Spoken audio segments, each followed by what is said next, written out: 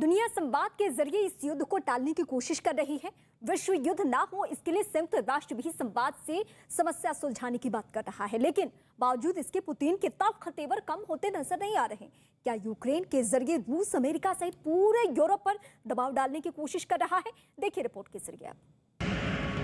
रूस और यूक्रेन के बीच जंग की आशंका से इनकार नहीं किया जा सकता, लेकिन यहाँ ये समझना भी जरूरी है कि व्लादिमीर पुतिन इस मुद्दे पर पीछे हटने को तैयार क्यों नहीं। क्यों रूस की आक्रामकता हर गुजरते दिन के साथ बढ़ती चली जा रही है। दरअसल पुतिन यूक्रेन का इस्तेमाल पश्चिमी शक्तियों के रूस पर लगाए प्रतिबंधों को हटाने के लिए कर रहे हैं। फिलहाल अमेरिका ने रूस के खिलाफ अलग अलग तरह के राजनीतिक और आर्थिक प्रतिबंध लगा रखे हैं।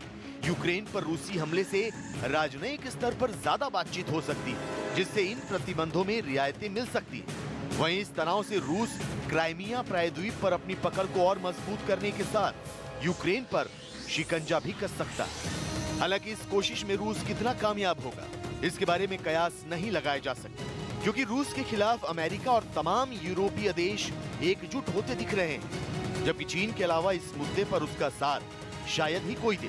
हालांकि चीन ने भी अपने पत्ते पूरी तरह से नहीं खोले। सबसे बड़ी इंटरेस्टिंग जो समस्या इसमें आएगी वो ये है कि कई यूरोपियन कंट्रीज बड़े वाले, जैसे जर्मनी है, फ्रांस है, इटली है, फिनलैंड भी हो सकता है, वो सब ये शायद नहीं चाहते हैं कि कोई युद्ध का माहौल हो, क्योंकि देखिए यूरोप डायरेक्टली अफेक्ट होगा इससे, चाहे वो यूक्रेन के थ्रू गैस हो, चाहे वो रशियन गैस हो। तो उन लोगों को इस वक्त जबकि सबसे ज़्यादा विंटर का सामना करना पड़ रहा है, तो उनको बड़ा इम्पैक्ट आएगा उसमें। इंटरेस्टिंग रोल रहेगा टर्की का या हंगरी का उसमें। देखिए टर्की नेटो मेंबर है, यूरोपियन यूनियन मेंबर नहीं है, लेकिन टर्की के रूस के साथ बहुत अच्छे संबंध हैं, तो टर्की का क्या रोल रहेगा। रूस के समर्थन में भले ही ज्यादा देश ना हो, लेकिन व्लादिमीर पुतिन को अच्छी तरह पता है कि यूक्रेन के साथ उनकी अदावत पूरे यूरोप को झुकने के लिए मजबूर कर सकती है, और इसकी वजह है तेल और गैस की सप्लाई।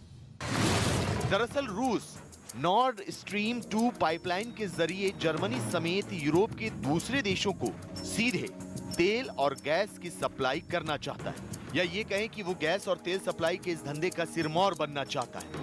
रूस जरूरत पड़ने पर इस पाइपलाइन से गैस और तेल की सप्लाई रोककर यूरोपीय देशों को ब्लैकमेल भी कर सकता है। यही वजह है कि अमेरिका नहीं चाहता कि जर्मनी नॉर्ड स्ट्रीम पाइपलाइन को मंजूरी दे। अमेरिका का कहना है कि इससे यूरोप की रूस पर निर्भरता बढ़ जाएगी। इस पाइपलाइन के जरिए जर्मनी की मंजूरी इसलिए बेहद खास है क्योंकि यही यूरोप की सबसे बड़ी अर्थव्यवस्था है और रूस की सप्लाई अधिकतर जर्मनी को ही होती है। रशिया के द्वारा यूक्रेन पर कोई हमला किया जाता है तो ये जो युद्ध छिड़ेगा ये सिर्फ हथियारों तक सीमित नहीं रहेगा, ये गैस वॉर में भी तब्दील हो सकता है। वर्तमान समय में पूरे यूरोप में रशिया के द्वारा 40% गैस की सप्लाई की जाती है, और जाहिर है कि यदि युद्ध छिड़ता है तो इसमें यूरोपियन कंट्रीज शामिल हो सकते हैं, और उसके बाद से जो रशिया की यूरोपियन देशों को गैस की सप्लाई है वो बाधित हो सकती है, वो डिसरप्टेड हो सकती है, जिससे कि रशिया को बड़ा आर्थिक नुकसान उठाना पड़ सकता है।